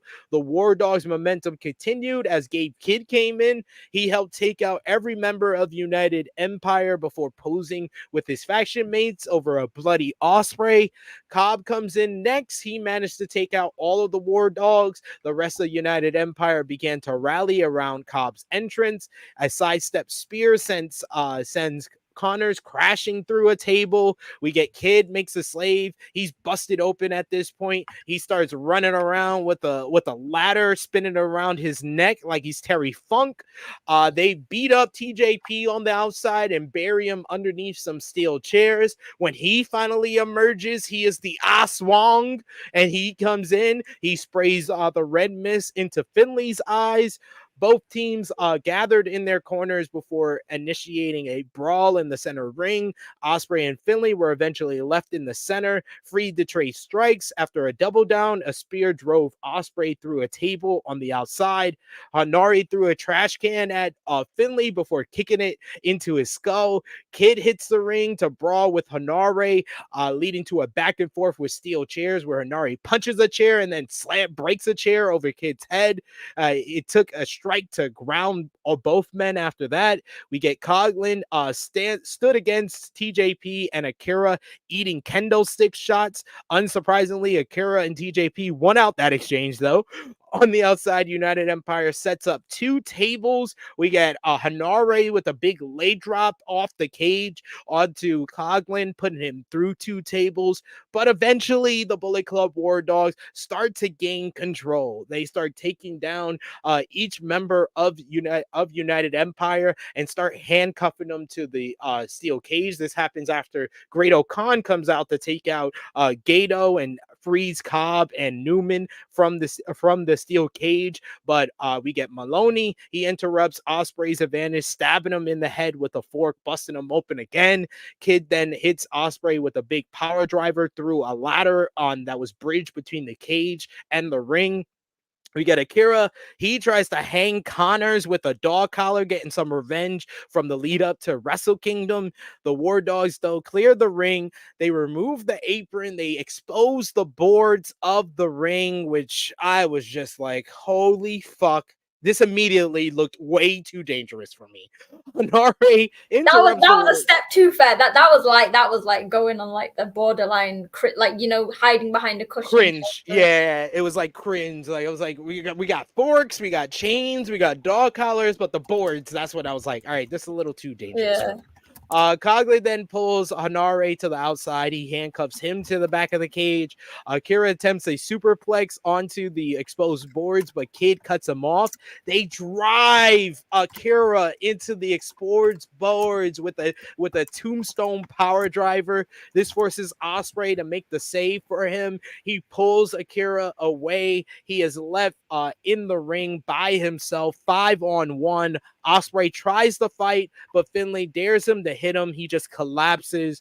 Ospreay was then hit with a big spear, and then finally Finlay hits the new into oblivion, into the void. 1, 2, 3.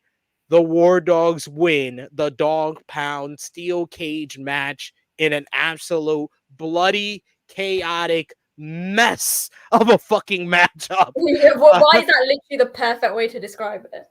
No, it was a mess. Once the War Dogs leave victorious after completely destroying, like when I say destroy, they completely wiped out the United Empire. Like literally the post-match, because they left United Empire in the ring with Ospreay saying farewell, it felt like the season finale for Martin. It felt like this is over. Like United Empire is over. Like it's over. Like like they got completely destroyed. Like they left them no room. Like my way of Ospreay being Robin Williams and Hook and blessing one of them after they won the cage match as one of the leaders would have gave them a chance to survive without Ospreay. The way they did this, they're done. It's done. It's over. This was the end. This was a great end. This was emotional. Ospreay talking to the crowd. He promises the New Japan fans that he will be back. His wife, Alex Windsor, she gets into the ring. They hug. They embrace. The music is playing. We get the Ospreay from the sold out Osaka crowd. But like once Ospreay said that final goodbye at the top of the stage, that was like Martin turning off the lights on his apartment, on the season finale of Martin. It was over. It's like Will Smith standing in the house at the end of Fresh Prince. It's over, guys. Oh, the emotions are coming back. It's over, guys. United Empire. Like, and I saw the post match, and they had good promos, especially Akira. Akira killed that post match promo backstage. He killed it. The best promo about little Akira in a bit. The best promo of his damn career in that match. And I loved him. The moment he had in the matchup with Drilla Maloney, stabbing him in the head, busting him open, but he didn't stay down. He fired up. This matchup, the only person from United Empire I feel like it really helped was Akira and then Hanare, because he looked like a fucking zombie. Because he got busted open early and they had the fucking like put like cotton swabs in his head and tape up his head, so like he looked like a warrior by the end of it. And then Akira with basically going through with the matchup and having that moment. That's it. Like Cobb didn't really have a moment where he stood out like that. The TJP and Aswang, he stood out because of that, but he didn't really get the moment like Akira or Hanare got. Like, I feel like United Empire is done after this. The match itself, it was a mess. but it definitely was a memorable one. I think I'm between 4.5, 4 3/4. I'm gonna lean towards 4 3/4, but I can easily see if someone gave this like 3 stars or even lower because it was way dangerous.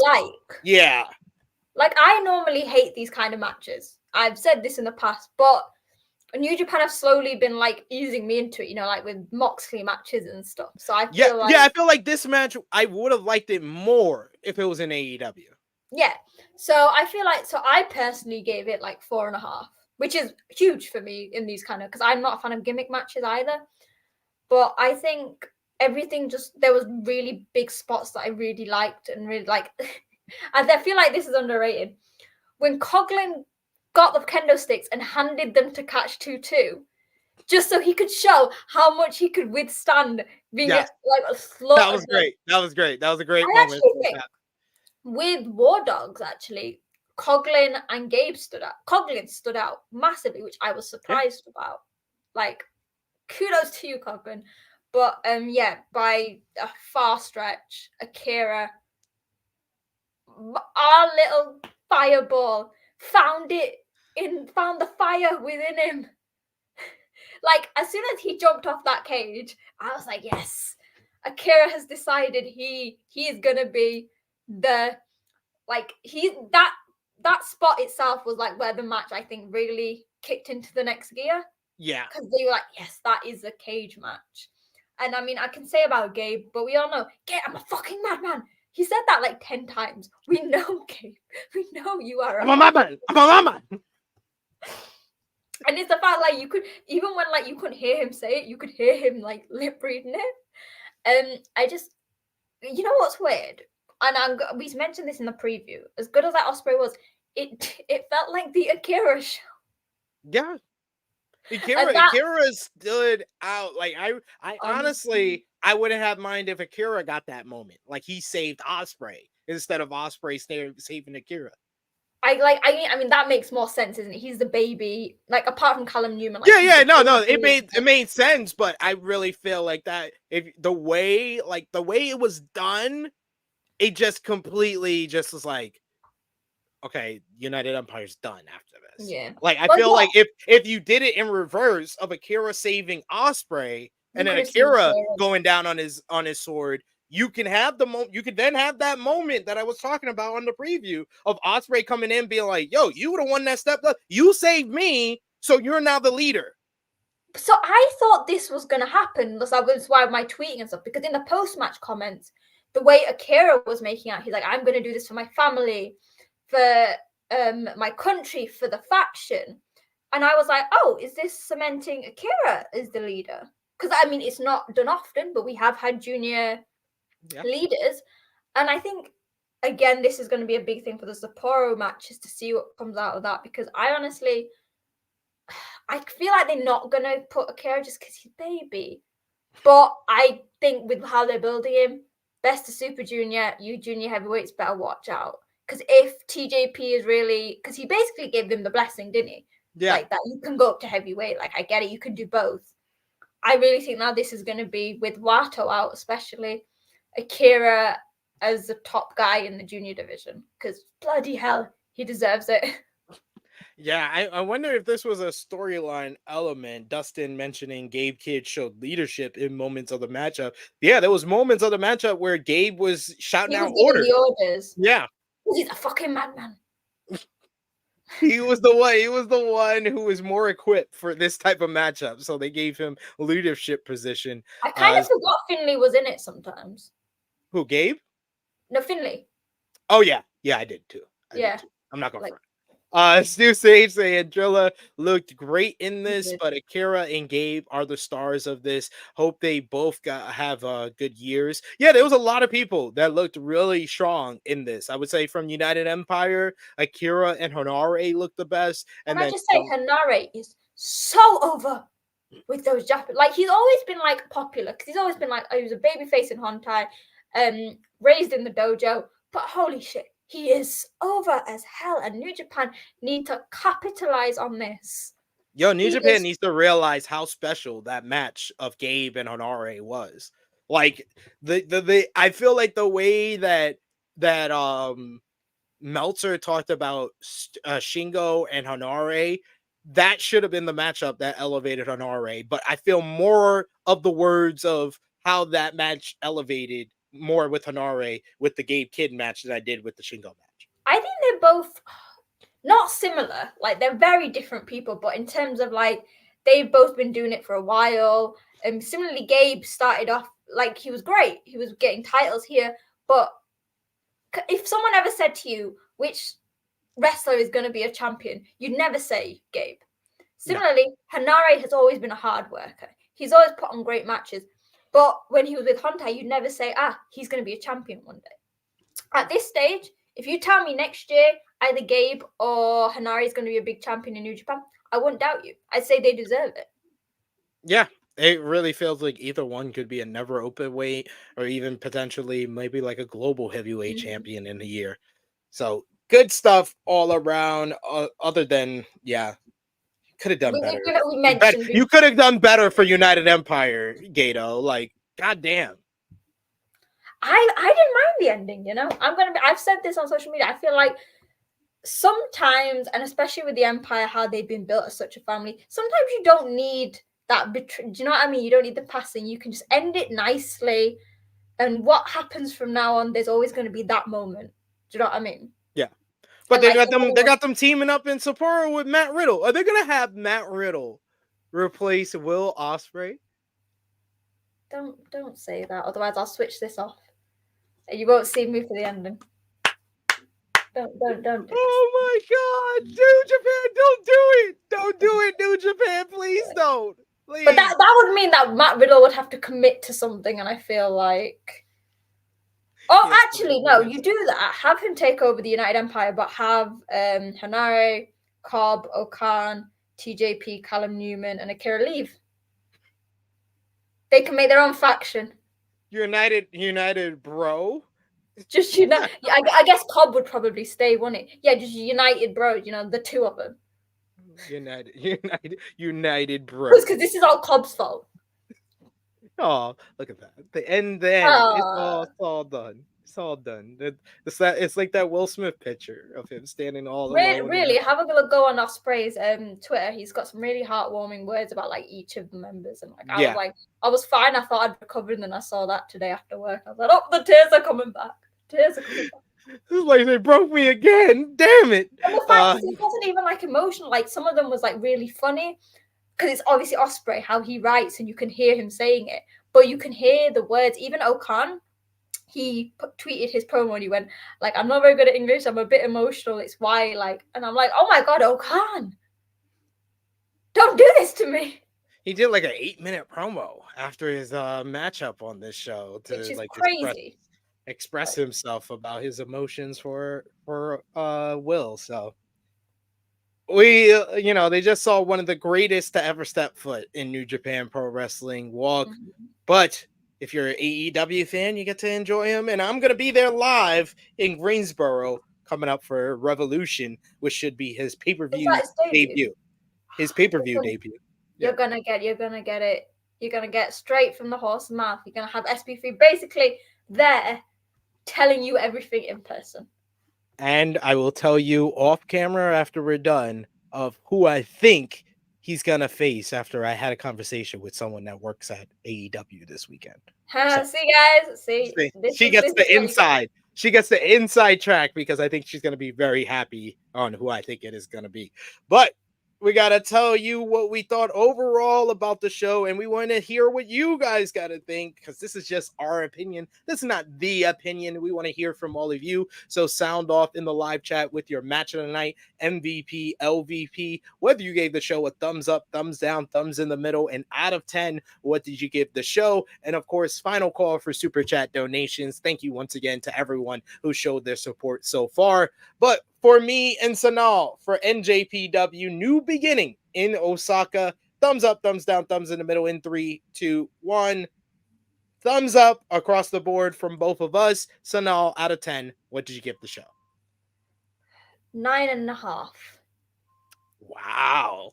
9.5. Just because I know that there's a few matches that I think, but I feel like with the Danielson and Zack's match alone, and I loved the main event, even though it was nothing that I normally like. And then Tanner and Okada, and then even like the tag matches, like maybe nine.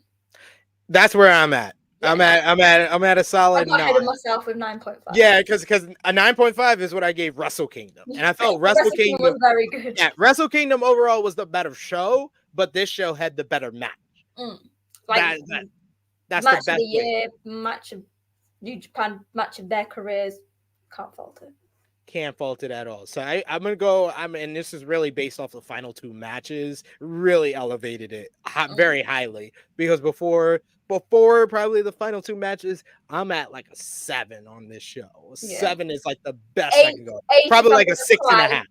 8 if I'm crying because like the tears from Tanahashi and Okada. That's true. That is true. But yeah, this really elevated this show, the final 2 matches. So I would go with a 9 out of 10. Very memorable show. Like Big Man Dog said here in the chat. We got Dustin who says 8 out of 10. Safet says 9 out of 10. And Frantic World says 8 out of 10. So we're all in the same way for sure. And it's a very good show. Boy Wonder, I mentioned that earlier. I said shout out to Alex Windsor. Yes, Alex Windsor got the big hug in the middle of the ring with Ospreay. She was sitting there ringside having to watch that brutality in that cage match. I definitely mentioned Alex Windsor. Yeah, we did. Rewind back if you did. Always mention Alex Windsor. Great wrestler. Absolutely. And what was your match of the night, Sonal? Yeah, it was obviously House of Torture versus Honda. Obviously. Don't do this to me. It was obviously Zack Sabre Jr. versus Danielson. Like, that was something special. Like, not many people get to win it. And I think if anyone ever asked me, like, give me one New Japan match you'd want me to watch, and like maybe all they'd ever watched was WWE, and they knew, I'd give them that one. Yeah. Because I feel like they've got the familiar face in Danielson, but it's at the core of it, it's something completely different to what they'll ever have seen. That is a great way to talk about that matchup. I'm going to tell people they need to watch that damn match. Power Driver Finisher saying 10, judging off of only watching Danielson's ZSJ match. I would say if you're short on time, Power Driver Finisher, watch the main event and Tanahashi and Okada. That's just if you want to be emotional, innit? Yeah. If you want to be emotional and see blood torture in the main event, that's for you. But yeah, definitely match of the night, match of the year so far for me. Zack Sabre Jr., Bryan Danielson 2, an incredible technical wrestling masterclass. There's a clinics and then there's masterclass. These are 2 masters showing the whole entire world how to do it. Nobody else could do it apart from them. No other 2 guys can have that type of matchup.